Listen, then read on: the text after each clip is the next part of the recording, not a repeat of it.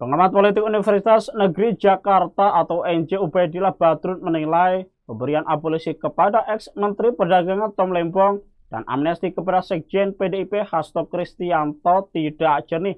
Pasalnya Presiden Prabowo Subianto seakan-akan tahu bahwa kasus yang menjerat keduanya syarat kriminalisasi secara politik. Kriminalisasi adalah proses di mana suatu perbuatan yang sebelumnya tidak dianggap sebagai tindak pidana kemudian ditetapkan sebagai tindakan melawan hukum dan dikenai sanksi pidana melalui undang-undang atau peraturan resmi.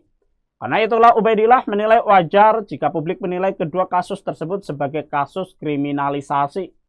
Ubaidillah menyebut proses peradilan yang terjadi sesungguhnya tidak jernih dan tidak murni secara hukum.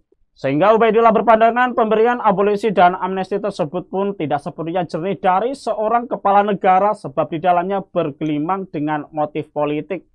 Sebelumnya Menteri Hukum atau Menkum Supratman Andi Aktas mengungkapkan alasan utama Presiden Prabowo Subianto mengajukan amnesti dan abolisi terhadap sejumlah tokoh, antara lain mantan Menteri Perdagangan Tom Lembong dan Sekjen PDIP Hasto Kristianto. Menurut Supratman, usulan tersebut didasarkan atas pertimbangan demi persatuan nasional dan stabilitas politik. Selain itu, dalam rangka memperingati HUT ke-80 kemerdekaan RI, Supratman mengatakan yang mengusulkan kepada Presiden Prabowo Subianto adalah dirinya selaku Menteri Hukum. Surat permohonan kepada Presiden ditandatangani oleh Supratman. Selain itu, ada pertimbangan bahwa Hasto ataupun Tom Lembong punya prestasi dan kontribusi besar kepada Indonesia. Sebelumnya, DPR RI resmi menyetujui dua surat Presiden Prabowo terkait pemberian abolisi dan amnesti, yakni pada Rabu 31 Juli.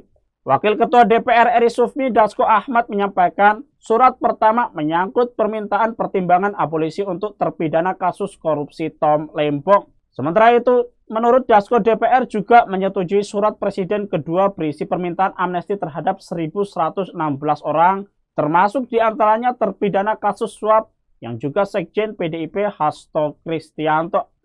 Ini di waktu hampir bersamaan Tom Lembong dan Hasto sudah dinyatakan keluar dari penjara menghirup udara bebas pada Jumat 1 Agustus malam.